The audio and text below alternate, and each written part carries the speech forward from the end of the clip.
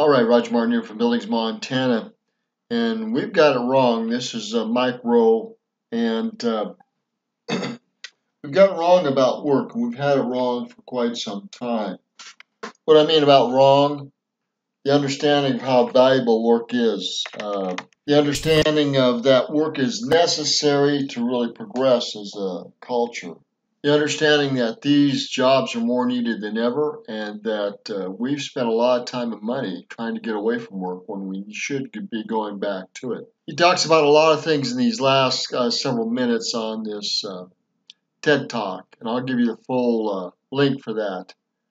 But I'm going to make some comments with some of the things that he says. He's spot on in so many ways. That stuff, it's suddenly all been turned on its head. Safety. Work and safety and all this other stuff. Talks about a poster shot of a happy person with a college degree and an unhappy person with a tech degree. He's made new posters. But we need to turn this all around. Safety first is, I mean, going back to, OSHA and PETA and the Humane Society, what if OSHA got it wrong? OSHA did get it wrong. So did PETA. Talked about denutting these lambs. This guy used a knife. He cut off the tail and he pulled out the testicles and bit them off.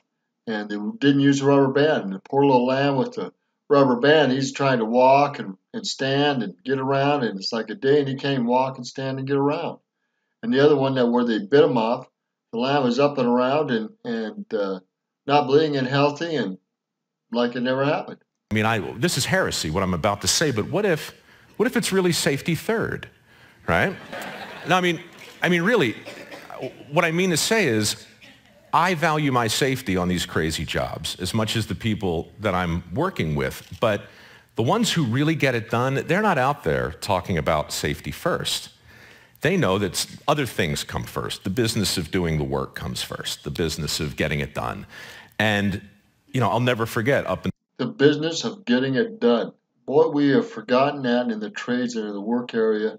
So much of what we get is because of hard labor by honest people that have paid a price to create and build and do something that we take for granted. In the Bering Sea, I was on a crab boat with the Deadliest Catch guys, which I also work on. In the first season, we were about 100 miles off the coast of Russia, 50-foot seas, big waves, green water coming over the wheelhouse, right? Most hazardous environment I'd ever seen, and I was back with a guy lashing the pots down. So I'm 40 feet off the deck, which is like looking down at the top of your shoe, and it's doing this in the ocean. Unspeakably dangerous. I scamper down, I go into the wheelhouse, and I say with some level of, incredulity, Captain, OSHA? And he says, OSHA, ocean. And he points out there. Yeah, screw OSHA. Look at the ocean. Look at what we're doing. Now listen to what he says here. But in that moment, what he said next can't be repeated in the lower 48. It can't be repeated on any factory floor or any construction site.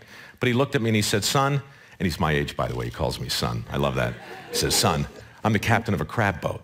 My responsibility is not to get you home alive. My responsibility is to get you home rich. Did you just hear that? My responsibility is not to get you home alive, but to get you home rich. Get your head out of you-know-what. You want to get home alive? That's on you. And for the rest of that day, safety first. I mean, I was like, so, the idea that we create this sense of complacency when all we do is talk about somebody else's responsibility as though it's our own and vice versa. Anyhow, a whole lot of things. I could talk at length about the many little distinctions we made and the endless list of ways that I got it wrong. But what it all comes down to, endless list of ways I got it wrong.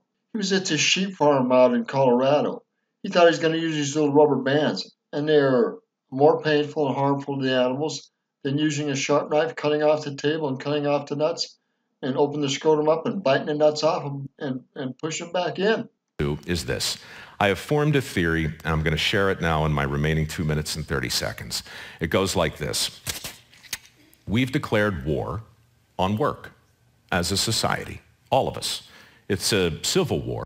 Declared war on work, and we're paying the price, with a great price, socially, economically, environmentally, trades gap-wise, monetarily.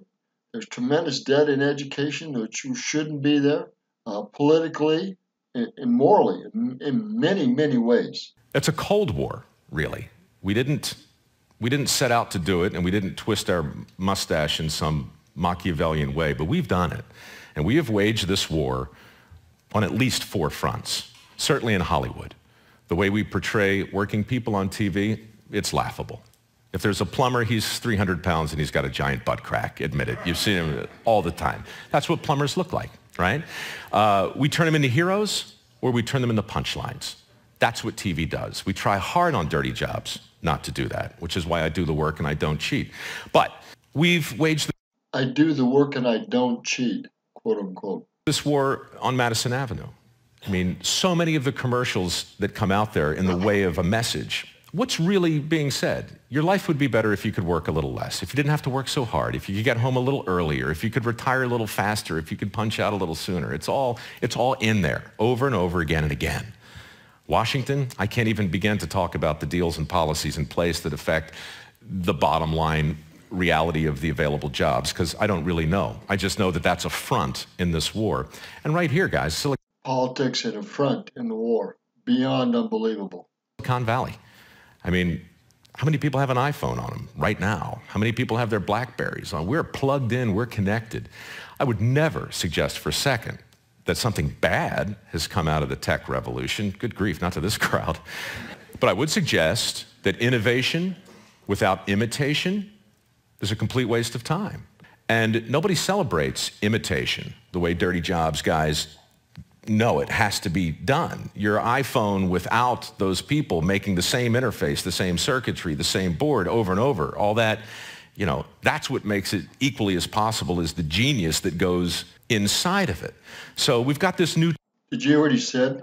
Those people on the lines assembling that, putting that together, manufacturing that, they're just as important as the genius that created the product. Toolbox, you know?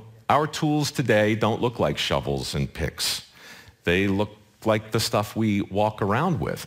And so the collective effect of all of that has been this marginalization of lots and lots of jobs.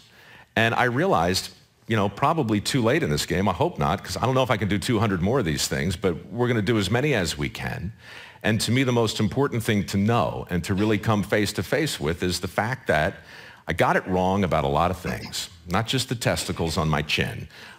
I got it wrong about a lot of things, and not just the testicles on my chin. I got a lot wrong. So we're thinking, by we I mean me, that the thing to do is to talk about a PR campaign for work. A PR campaign for work. Wowza. We really need a great PR campaign for work in more ways than I can say. In our homes, in our schools, in our communities, in our churches, in our government, everywhere. Understatement. Labor, skilled labor. Somebody needs to be out there talking about the forgotten benefits. I'm talking about grandfathers. The forgotten benefits of skilled labor. Grandfather stuff. The stuff a lot of us probably grew up with, but we've kind of lost a little. Barack wants to create 2.5 million jobs. The infrastructure is a huge deal. This war on work that I suppose exists has casualties like any other war. The infrastructure is the first one. Declining trade school enrollments are the second one.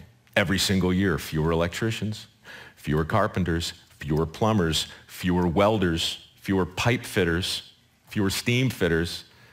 The infrastructure jobs that everybody is talking about creating are those guys, the ones that have been in decline over and over. Meanwhile, we got $2 trillion at a minimum, according to the American Society of Civil Engineers, that we need to expend to even make a dent in the infrastructure, which is currently rated at a D-. $2 trillion just to make a dent in the infrastructure.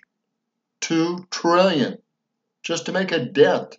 Holy crap, get your heads out. If I were running for anything, and I'm not, I would simply say that the jobs we hope to make and the jobs we hope to create aren't going to stick unless they're jobs that people want.